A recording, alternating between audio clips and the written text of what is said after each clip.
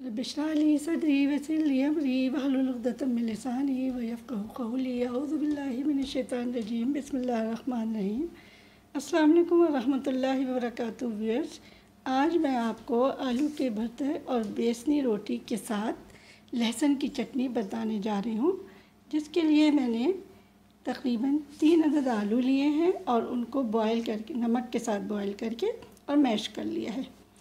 उसके बाद मैंने तकरीबन 2 कप बेसन लेके उसमें आधा कप में गेहूं का आटा डाल के और साथ में आधी प्याज बारीक बारीक काट के, ज़ीरा, कुटी मिर्च और नमक हस्ब ज़ायक़ा डाल के गूँध लिया। अब इसको देखें, इसकी कंसिस्टेंसी ऐसी है, इस तरह से गूँध लिया और थोड़ी देर के लिए मैंने इसको रख दिया था। और 1 अदद टमाटर लिया है और छिलके वाले लहसुन लिए हैं, उसके साथ लाल गोल मिर्चें ली हैं और साबुत ज़ीरा लिया है और साबुत धनिया लेके और इनको पीस लिया है। इधर मैंने हरा धनिया, पुदीना और हरी मिर्च थोड़े से नमक के साथ पीस लिया है। तो आइए चलते हैं, हम सबसे पहले अपना आलू का भरता बनाते हैं और उसके बाद आपको बेसनी रोटी और चटनी बनाना सिखाएंगे। सबसे पहले हमने आधा कप ऑयल लिया और ऑयल गरम करके हमने इसमें 1 चम्मच ज़ीरा और साथ में मैंने इसके अंदर 1 चम्मच और ये 2 चम्मच मैंने हरा मसाला डाला।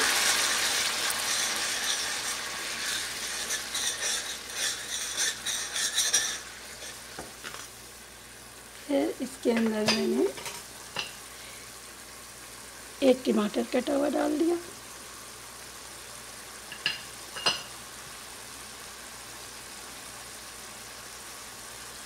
आधा चम्मच हल्दी,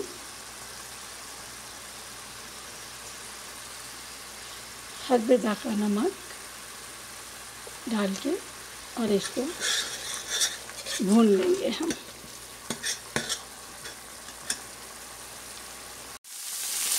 हरा मसाला भून गया है तकरीबन अच्छी तरह से। अब हम इसके अंदर जो हमने आलू बॉयल करके और मैश करके रखे हैं वो डाल देंगे।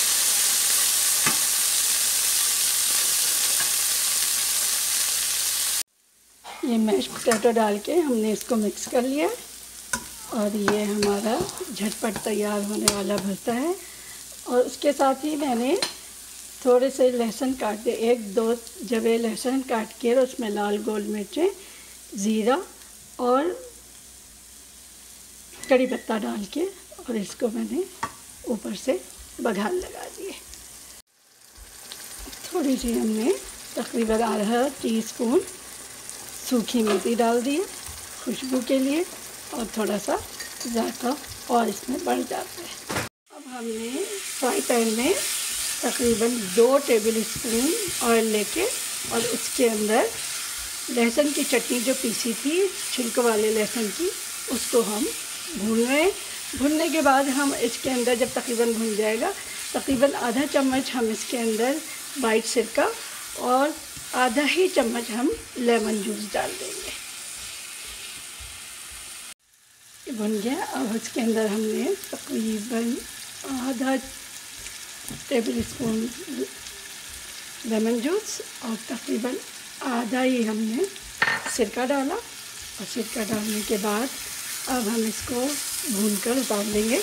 ये हमारी लहसुन की चटनी छिलकों के साथ तैयार है। ये बहुत मज़ेदार होती है और बेसन की रोटी के साथ ये बहुत ज़्यादा मज़ा देती है। अब आइए चलते हैं, हम बेसनी रोटी तैयार करते हैं। ये हमारा तकरीबन तैयार हो गया। थोड़ी देर के बाद हम इसको उतार लेंगे। गूंधे आटे के साथ हमने थोड़ा सा खुश्क आटा लेके गेहूं का और उसके साथ हमने इस साइज़ के पेड़े बना लिए हैं और अब हम इसको बेलने जा रहे हैं। तो आइए देखते हैं कि हम इसकी रोटी किस तरह से बनाते हैं। इस तरह से खुश्क आटे में लेके और हम इसको या तो हाथ से इस तरह से कर लेंगे या फिर आप इसको बेलन से बेल लें। तो ये हमारे बेसनी रोटी तैयार होगी। अब हम इसको तवे पे रखेंगे। ये देखिए हमारी रोटी पहले एक तरफ से हुई, फिर हमने इसको इस तरह से पलटा के और दूसरी तरफ से कर लिया। और ये देखिए ये हमारी दोनों तरफ से तैयार हो रही है। अब इन सारी रोटी में हमने असली घी लगा लिया।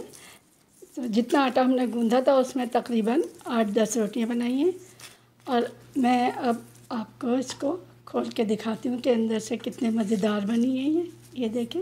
ये इसमें बिल्कुल ये बहुत पतली नहीं होती है, थोड़ा इसके अंदर जो ये थोड़ी सी मोटी होती हैं। तो ये प्याज इसमें नज़र आ रही है, ज़ीरा इसमें मैंने डाला था और ये बहुत मज़ेदार होती हैं।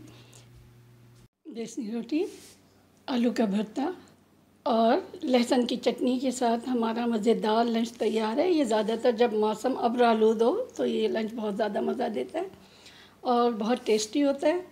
तो इसके साथ ही आप कराची कुकिंग में समीना को एक छोटी सी बात के साथ इजाज़त दें कि जब हम सुबह उठते हैं तो कलमा तैयबा के साथ दीगर मसनून सुबह की दुआओं के साथ एक दुआ छोटी सी है, वो ये पढ़ लें, अल्लाहुम्मा बिका अमसैना बिका नहया व बिका नमूतु व इलैका नुशूर।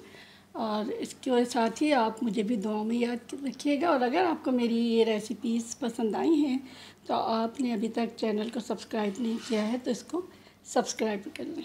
अल्लाह हाफ़िज़।